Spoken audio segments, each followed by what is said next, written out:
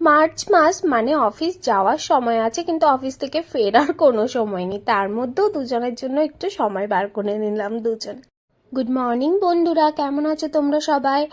আমি সকালবেলায় উঠে এই গাছটাকে আগে রোদে দিলাম একটু, কারণ সব পাতাগুলো দেখছিলাম ঝরে যাচ্ছে। তারপর একটু ওই চিড়ের পোলাও বানাবো বলে সবজি কাটছিলাম।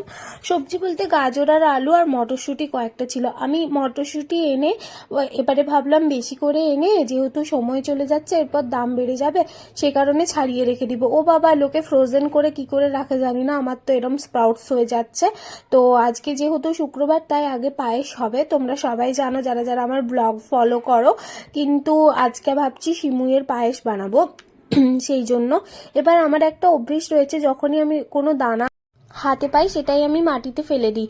আগে তো বাড়িতে বাগানে ফেলতাম, এখন টবের ধারে ধারে দিয়ে দিই। ছোট ছোট গাছ গজালে খুব ভালো লাগে। অত্যন্ত ভিড় পেরিয়ে আমরা চলে গেলাম। আমাদের ফল গুলো সব শেষ হয়ে গেছিলো, তো অ্যাম্বিয়েন্স থেকে আমি সমস্ত নিলাম। আমি ভাবলাম হয়তো রমজানের জন্য এখানে কিছু অফার থাকবে। ও বাবা, যে হারে ফলের দাম বাড়িয়েছে এরা রমজানের জন্য। যেরকম আমাদের হিন্দুদের কোনো পুজো পাশা আসলেই ফলের দাম বেড়ে যায়, সেরকম এই পবিত্র রমজান মাসেও কিন্তু ফলের দাম অনেকটাই বাড়িয়ে দেয়।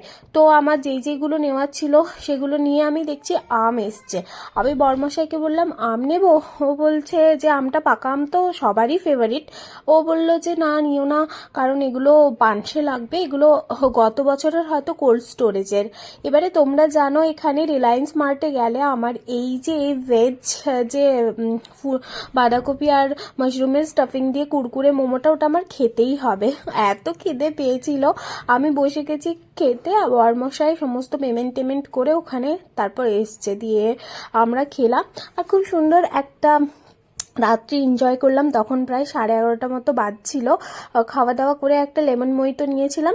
তারপর দেখলাম একটা ওই যে ইনডোর প্ল্যান্টগুলো আছে ও সেশনে কিছু ছাড় দিয়েছে, কিন্তু এমন কিছু ভালো ওখানে অফার ছিল না। আমি ভাবলাম মানি প্ল্যান্ট আমি নিজেই করে নিব বাড়িতে রুট থেকে, সেজন্য আমি আর কিনলাম না। আর ওই ব্যাম্বোটা ওরম রাখার আমার খুব একটা ভালো জায়গা নেই। আর তোমরা তো জানো আমার ফুলে কতটা অবসেশন। তো আসার সময় কিছু রজনীগন্ধা আর ভালো ফুল নিলাম। ফুলের প্রচুর দাম এখানে, ভাইরে ভাই। ওখানে তো গ্রামের বাড়িতে তো 20 টাকা করেও 10 টাকা করে স্টিকগুলো পাওয়া যায়। এই ফুলগুলো তো 10 টাকা বললে কেউ কিনবেই না। এই চন্দ্রমল্লিকাগুলো এগুলো 5-6 টাকায় পাওয়া যায়, এখানে 40 টাকা পার পিস। আর গোলাপ 50 টাকা পার পিস। যাই হোক, তোমরা কে কে এরম ফুল রাখতে সাজিয়ে রাখতে ভালোবাসো তারা বলবে। রাত্রিবেলায় এসে খেয়েছিলাম আলু পটলের ভাজা, ডাল আর ভাত। টাটা।